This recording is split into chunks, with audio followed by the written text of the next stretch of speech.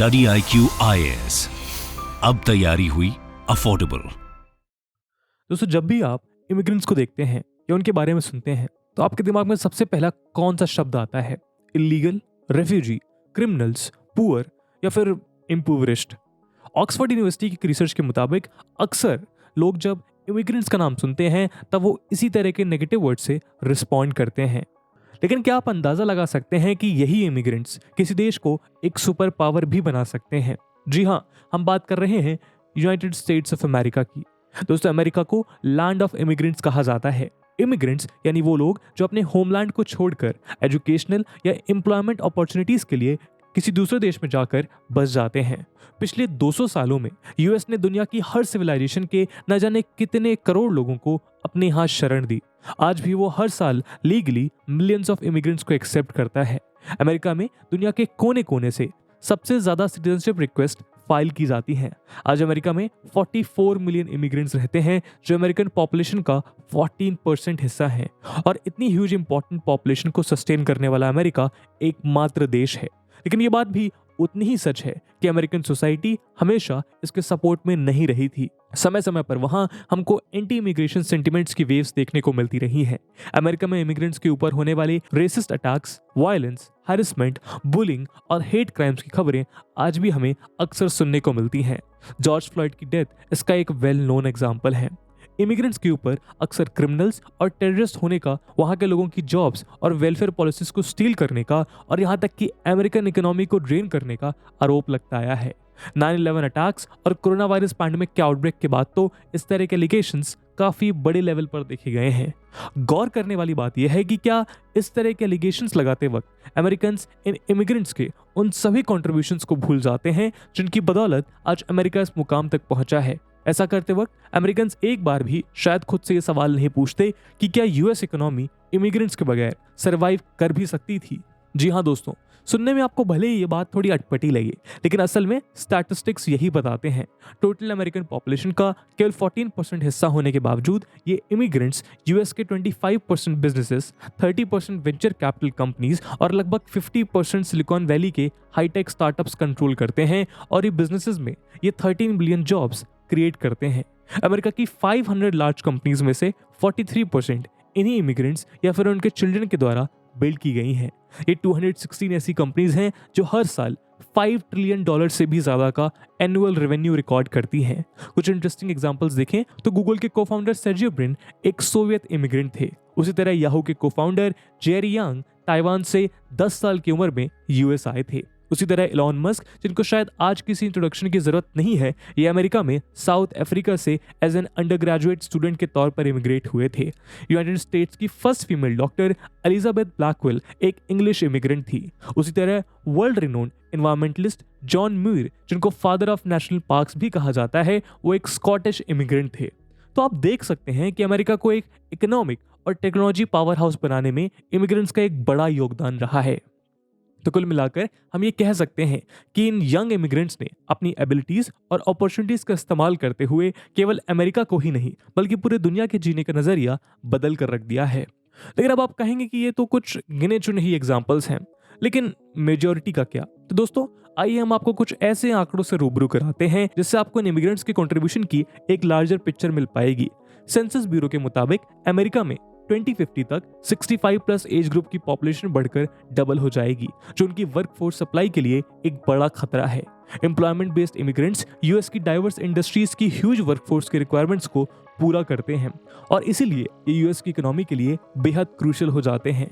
US में immigrants local population से ज्यादा एक्टिवली वर्कफोर्स में पार्टिसिपेट करते हैं। यूएस की ग्लोबल पॉपुलेशन में से केवल 61% लोग वर्किंग एज ग्रुप में हैं, जबकि इमिग्रेंट्स के केस में ये कंट्रीब्यूशन 79% है। अपनी हाई एंटरप्रेन्योरियल स्पिरिट्स के चलते ये लोग जॉब स्टील करने के बजाय वहां के लोकल वर्कर्स के लिए न सिर्फ जॉब क्रिएशन का काम करते हैं बल्कि उनकी वेजेस और लाइफस्टाइल को इंप्रूव करके वहां की मिडिल क्लास को स्ट्रेंथन भी करते हैं। और अपने डिफरेंट स्किल सेट्स और एजुकेशनल बैकग्राउंड की बदौलत ये लोकल वर्कर्स से कम्पीट करने के बजाय उनको कॉम्प्लीमेंट करते हैं। और केवल जॉब्स ही नहीं, टैक्स के फ्रंट पर भी इमिग्रेंट्स का कंट्रीब्यूशन अनमैचेबल है। 2018 के डेटा के मुताबिक इमिग्रेंट्स के द्वारा यूएस के फेडरल, स्टेट और लोकल टैक्सेस में $458.7 बिलियन कंट्रीब्यूट किया गया था। खैर इन टैक्सेस को पे करने के बाद भी उनके पास 1.2 ट्रिलियन डॉलर्स की स्पेंडिंग पावर बचती है जो उनके कंजम्पशन में यूज की जाती है। इतनी ह्यूज पावर स्पेंडिंग के साथ वो वहाँ की लोकल इकोनॉमी को भी हेल्दी रख पाते हैं।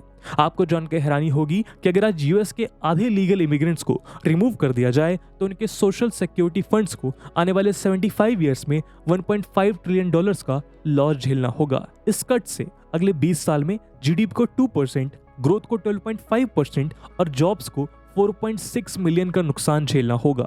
तो अमेरिकन इकोनॉमी किस कदर उनके इमिग्रेंट्स पर डिपेंडेंट है, इसका अंदाजा आप अच्छे से लगा सकते हैं। अब जब बात अमेरिकन इमिग्रेंट्स की कंट्रीब्यूशंस की हो और इंडियन अमेरिकन कम्युनिटी की बात ना हो, ऐसा तो नहीं हो सकता। और वो इसलिए क्योंकि ऐसा ही कुछ रिमार्केबल कंट्रीब्यूशन अमेरिकन सोसाइटी में इंडियन अमेरिकन्स का भी रहा है, लेकिन उसके बावजूद वहाँ इंडियंस को बाकी इमिग्रेंट्स की ही तरह अक्सर हेट सेंटिमेंट्स का शिकार होना पड़ता है। तो यहाँ सवाल ये है कि क्या आज अमेरिकन्स उस कंट्रीब्यूशन को भूल गए हैं जो इंडियंस कई सालों से अमेरिकन सोसाइटी में करते आ रहे हैं। आज की वीडियो में हम इंडियन अमेरिकन्स के इसी कंट्रीब्यूशन को डिकोड करेंगे। लेकिन दोस्तों आगे बढ़ने से पहले मैं आपको बता दूं कि ये वीडियो यूपीएससी मेंस के लिए भी काफी रिलेवेंट है और इंडियन अमेरिकन कम्युनिटी यानी इंडियन डायस्पोरा से रिलेटेड क्वेश्चंस यूपीएससी जीएस 2 के इंडियन डायस्पोरा सेक्शन में पूछे जा सकते हैं। इसलिए इससे रिलेटेड एक क्वेश्चन हम आपके लिए एंड में छोड़कर जाएंगे, जिसे आप कमेंट सेक्शन में आंसर करिएगा। तो चलिए अब डिस्कशन को आगे बढ़ाते हैं। दोस्तों स्टडी आईक्यू आप सबके लिए लेके आया है एक बहुत ही खास कोर्स। पहली बार Study IQ UPSC pre plus mains के लिए एक फुली लाइव कोर्स लॉन्च करने जा रहा है। इस कोर्स में 900 घंटे से ज्यादा की लाइव क्लासेस होंगी, जिसमें स्टैटिक पोर्शन से लेकर करंट अफेयर्स, ऐसे सीसैट तक सब कुछ कवर किया जाएगा। और साथ ही साथ आपको मिलेगी 1-to-1 मेंटोरशिप, जिसकी वजह से आप अपने मेंटोर से बिना हिचकिचाए अपने डाउट्स को पूछ सकेंगे।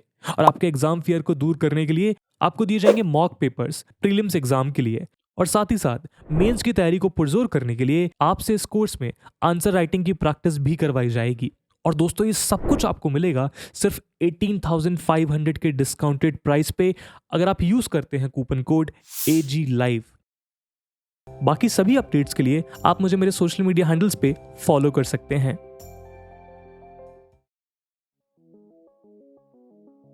दोस्तों आपने इंडियन अमेरिकन्स की सक्सेस की बहुत सी कहानियां सुनी होंगी। आज इंडियन अमेरिकन कम्युनिटी अमेरिका की सेकंड लार्जेस्ट और सबसे ज्यादा प्रॉस्परस इमिग्रेंट कम्युनिटी है।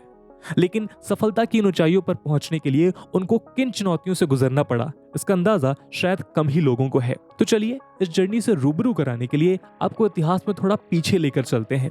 यूं तो अमेरिका में फर्स्ट इंडियन इमिग्रेंट 1790 में एक मैरीटाइम वर्कर के रूप में एंटर हुआ, लेकिन असल में यहाँ इंडियंस का इमिग्रेशन इससे लगभग 100 साल बाद शुरू हुआ, जब इंडिया के सिख फार्मर्स और लेबरर्स यूएस की वेस्ट कोस्ट पर आने लगे। ये लोग कनाडा से यूएस के कैलिफोर्निया और वॉशिंगटन में एंटर करते थे। 1800 में यहाँ इंडियन वर्कर्स की संख्या 1000 से भी कम हुआ करती थी, लेकिन ये 1900s तक आते आते 3000 तक बढ़ गई। 1912 में कैलिफोर्निया में फर्स्ट सिख टेम्पल भी स्टैब्लिश किया गया। इस इमिग्रेशन की अगली वेव हमें वर्ल्ड वॉर 1 के दौरान देखने को मिली। इस वेव में सिख लेबरर्स के अलावा इंडियन स्टूडेंट्स और वो रिवॉल्यूशनरीज देखने को मिले जो ब्रिटिशर्स से इंडियन इंडिपेंडेंस की मांग कर रहे थे। सैन फ्रांसिस्को में गदर पार्टी का फॉर्मेशन इसका सबसे क्रूशियल एग्जाम्पल रहा। लेकिन 1917 में जब अमेरिका वर्ल्ड वॉर 1 में एंटर किया, तब ब्रिटिशर्स के दबाव में आकर उन्होंने गदर से जुड़े सभी रिवॉल्यूशनरीज के ऊपर वायलेंट क्रैकडाउन किया। इंडियंस की पॉलिटिकल एस्पिरेशंस को एक और बड़ा झटका 1917 में लगा, जब अमेरिकन कांग्रेस ने इमिग्रेशन एक्ट ऑफ 1917 पास किया। इसके तहत अमेरिकन ने एशियन के इमिग्रेशन पर स्ट्रिक्ट रेस्ट्रिक्शंस लगा दिए। अब केवल वो एशियंस अमेरिका आ सकते थे जिनको हाईली एजुकेशनल रिक्वायरमेंट वाली जॉब मिल पाती थी। जो इस क्राइटेरिया को सेटिस्फाई नहीं कर पा रहे थे, उन लोगों को भारी मात्रा में वापस भेजा गया। आपको बता दें कि इसमें एक स्पेशल केस भगत सिंह थिंड का था। भगत सिंह थिंड जो जुलाई 1918 में यूएस आर्मी के पहले इंडियन और सिख के रूप में रिक्रूट किए गए। यूएस की तरफ से वर्ल्ड वॉर 1 में लड़ने के बाद जब भगत सिंह थिंड वापस आए, तब उन्हें एक्टिंग सर्जेंट के रूप में प्रमोट किया गया। 1918 में उनको यूएस की सिटीजनशिप भी दे दी गई, लेकिन इंडियन होने की वजह से केवल 4 दिन बाद उनसे ये सिटीजनशिप छीन ली गई। लेकिन भगत सिंह थिंड हार मानने वालों में से नहीं थे।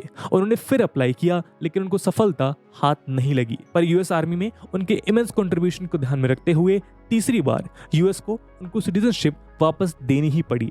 खैर इस एक्ट के बाद इंडियन इमिग्रेंट्स को सबसे बड़ी सीख ये मिली कि अगर यूएस में रेसिज्म से लड़कर एक बेहतर जिंदगी बितानी है तो उनको इस तरह की डिस्क्रिमिनेटरी लॉस से लड़ना होगा और इसके लिए उनको सफिशिएंट स्किल्स और एजुकेशन एक्वायर करनी होगी और उन्होंने इन लर्निंग्स पर बहुत सिंसियरली काम किया।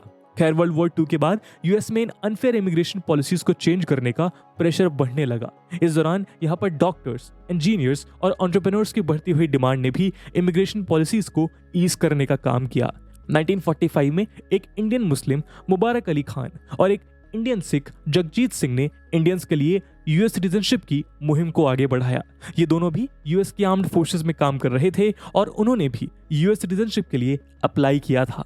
जब उनको अपने इस प्रपोजल को कांग्रेस में टेस्टिफाई करने के लिए बुलाया गया तब उन्होंने अमेरिकन सोसाइटी, उनके academia, science, medicine, agriculture, infrastructure और वॉर्स आदि में इंडियंस के कंट्रीब्यूशन को कुछ इस तरह रखा कि आखिरकार प्रेसिडेंट हैरी एस ट्रूमैन को 1946 में ल्यूइस सेलर एक्ट पारित करना ही पड़ा। इस एक्ट के तहत साउथ एशियंस को यूएस में इमिग्रेट करने और सिटीजनशिप हासिल करने की इजाजत दी गई। उस समय इंडियंस का ईयरली कोटा 100 हुआ करता था। इसी दौरान 1956 में इंडियन अमेरिकन दिलीप सिंह सौंद को यूएस हाउस ऑफ रिप्रेजेंटेटिव में इलेक्ट किया गया। 60% प्लस वोट के साथ वो कांग्रेस में सेकेंड और थर्ड टर्म के लिए भी इलेक्ट किए गए और ये यूएस कांग्रेस में इलेक्ट होने वाले पहले इंडियन अमेरिकन बने। खैर 1946 से 1965 तक यूएस में 7,000 इंडियंस एंटर किए, जिसमें से 1800 इंडियंस को सिटीजनशिप प्रोवाइड की गई। लेकिन यूएस अमेरिकन पॉलिसीज में सबसे बड़ा शिफ्ट 1965 में प्रेसिडेंट लिंडन जॉनसन के द्वारा लाया गया। उन्होंने इमिग्रेशन और नेचुरलाइजेशन एक्ट पारित किया, जिसके तहत न सिर्फ इमिग्रेंट्स के कोटा को रिमूव किया गया बल्कि उन्होंने सिटीजनशिप के क्राइटेरिया से एथनिसिटी और रेस जैसे फैक्टर्स को भी एलिमिनेट कर दिया। अब रिलीजन, रेस, पॉलिटिकल आइडियोलॉजी या साइंस को कंसीडर किए बिना किसी भी देश से 20,000 इमिग्रेंट्स यूएस में आ सकते थे, लेकिन ओवरऑल इमिग्रेंट्स का टोटल नंबर 1,70,000 पर ईयर तक रेस्ट्रिक्ट कर दिया गया। पहली बार इटली, पोलैंड, जर्मनी और इंग्लैंड से आने वाले इमिग्रेंट्स को इंडिया और चाइना के समान एक ही फुटिंग पर रखा गया। इसी की बदौलत 1965 में जो पॉपुलेशन कुल 7,000 की थी वो 1975 तक आते आते 1,75,000 तक बढ़ गई। 1980s तक अमेरिका को इमिग्रेंट्स प्रोवाइड करने वाले टॉप 6 नेशंस थर्ड वर्ल्ड से थे, जिसमें मेक्सिको, फिलीपींस, चाइना, ताइवान और हांगकांग के बाद इंडिया भी मौजूद था। 1980 तक आते आते इंडियंस का नंबर लगभग 3.8 लाख और 1990 के सेंसस में ये लगभग 8.1 लाख तक जा पहुंचा।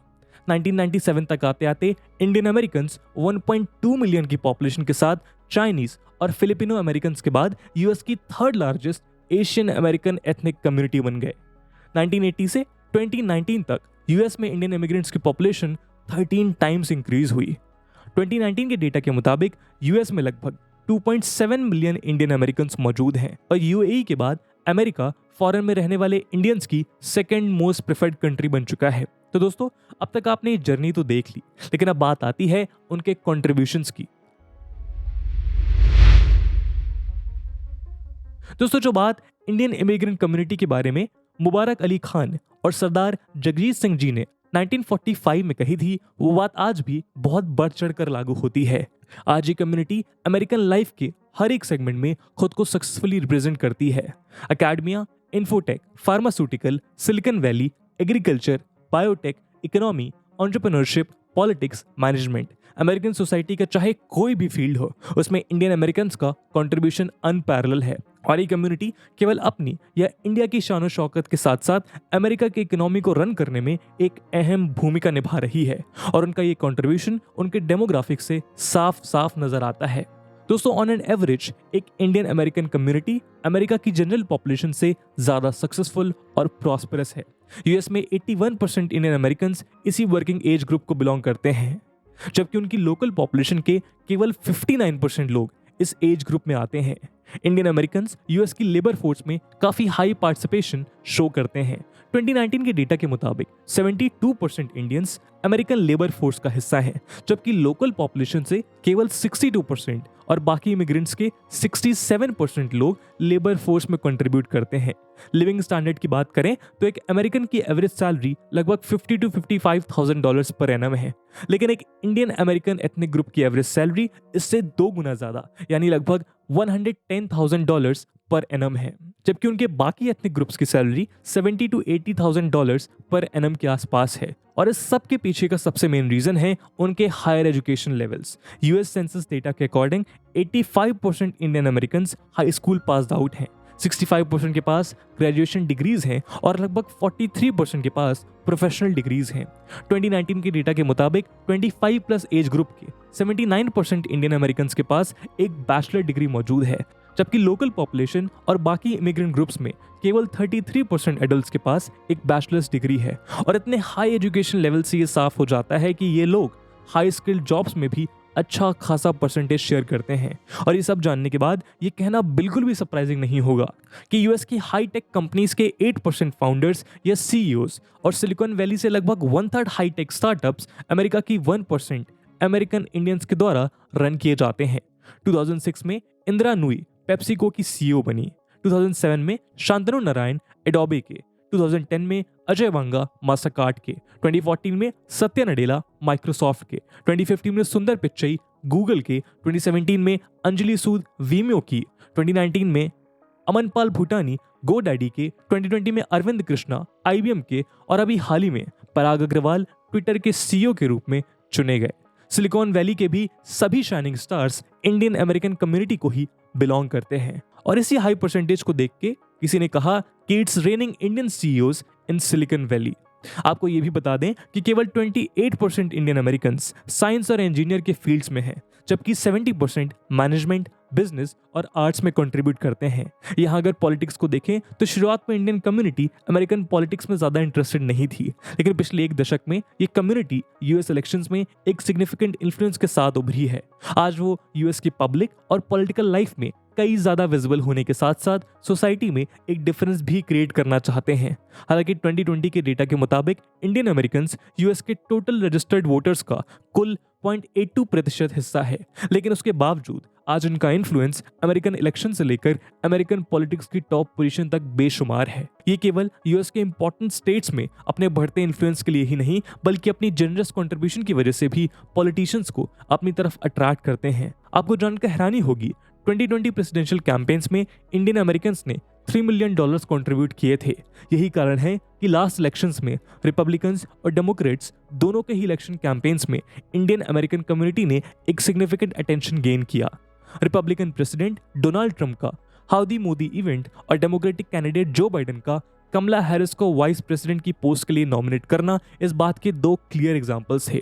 तो ये कहना गलत नहीं होगा कि आज इंडियन अमेरिकन कम्युनिटी खुद को कामयाबी के उस मुकाम तक ले पहुंची है जहां देश के सबसे इंपॉर्टेंट पॉलिटिकल बैटल में इनको इग्नोर करना कोई भी प्रेसिडेंशियल कैंडिडेट अफोर्ड नहीं कर सकता। खैर, करंट एडमिनिस्ट्रेशन की बात हो तो यूएस प्रेसिडेंट जो बाइडेन के एडमिनिस्ट्रेशन में 55 इंडियन अमेरिकन की पोजीशंस होल्ड करते हैं। इसमें यूएस की vice president Kamala Harris, US surgeon general Vivek Murthy, national economic council की डिप्टी डायरेक्टर समीरा फजील और डिपार्टमेंट ऑफ जस्टिस की associate attorney general Vanita Gupta जैसे प्रोमिनेंट नेम्स मुख्य तौर पे शामिल हैं। प्रेसिडेंट बाइडेन के director of speech writing Vinay Reddy भी एक इंडियन अमेरिकन कम्युनिटी को बिलोंग करते हैं। पॉलिटिक्स के अलावा अमेरिका की हॉस्पिटैलिटी इंडस्ट्री में भी इंडियंस का एक बड़ा योगदान रहा है। होटल से लेकर मोटल्स और रेस्टोरेंट तक अमेरिका की लगभग 50% हॉस्पिटैलिटी इंडस्ट्री को इंडियन अमेरिकन रन करते हैं और उसमें से भी 70% लोग गुजराती हिंदी कम्युनिटी पटेल से बिलोंग करते हैं। 1940s में गुजराती इंडियन इमिग्रेंट्स ने जिस हॉस्पिटैलिटी इंडस्ट्री की यहाँ शुरुआत की थी, उसको आज उनकी सेकंड और थर्ड जनरेशंस एक एम्पायर में तब्दील कर चुकी हैं। चौंकने वाली बात तो यह है कि आज यूएस के होटल बिजनेस और पटेल्स दोनों को इंटरचेंजेबली यूज किया जाता है। इसके अलावा हॉलीवुड की फिल्म मेकिंग और एक्टिंग से लेकर नासा के टॉप साइंटिस्ट और एस्ट्रोनॉट्स की पोजीशन तक इंडियन अमेरिकन केवल धरती पर ही नहीं बल्कि मून और मार्स पर भी आज अपनी अलग छाप छोड़ रहे हैं। लास्ट ईयर नासा के मार्स रोवर प्रोग्राम की लीड साइंटिस्ट स्वाति मोहन, जो एक इंडियन अमेरिकन हैं, उनसे इंटरैक्ट करते हुए प्रेसिडेंट बाइडेन ने यह कहा कि आज इंडियंस अमेरिकन को ओवरटेक कर रहे हैं, यानी कि आज इंडियंस अमेरिका को सफलता की नई ऊंचाइयों पर लेके जा रहे हैं। Indian foreign minister S Jaishankar ji के शब्दों में कहें तो इंडिया अमेरिका रिलेशंस को इंप्रूव करने में किसी एक चीज का बहुत बड़ा योगदान है, तो वो है ह्यूमन एलिमेंट यानी इंडियन डायस्पोरा। इंडियन डायस्पोरा के कंट्रीब्यूशन ने अमेरिका में इंडिया की इमेज को निखारने के साथ साथ दोनों देशों के रिलेशंस को इंप्रूव करने और इसे पीक पर ले जाने में एक कैटलिस्ट का काम किया है। ये कम्युनिटी दोनों देशों के बीच एक वैल्यूएबल ब्रिज का काम कर रही है। तो दोस्तों ये था आज का एनालिसिस इंडियन अमेरिकन के ऊपर, और साथ ही साथ आज हमने देखा कि किस प्रकार इंडियन डायस्पोरा यूएस की इकोनॉमी के साथ साथ यूएस सोसाइटी में भी कितना बड़ा कंट्रीब्यूशन दे रहा है। और जैसे कि हमने वीडियो के पहले भाग में डिस्कस किया कि ये वीडियो यूपीएससी मेंस के लिए भी काफी रेलेवेंट है, और उसी रेलेवेंस को देखते हुए एक क्वेश्चन हम आपके लिए छोड़ के जा रहे हैं जिससे आप कमेंट सेक्शन में आंसर करिएगा। And the question is critically analyse the loopholes in Indian education and economic sector which are primarily responsible for the brain drain.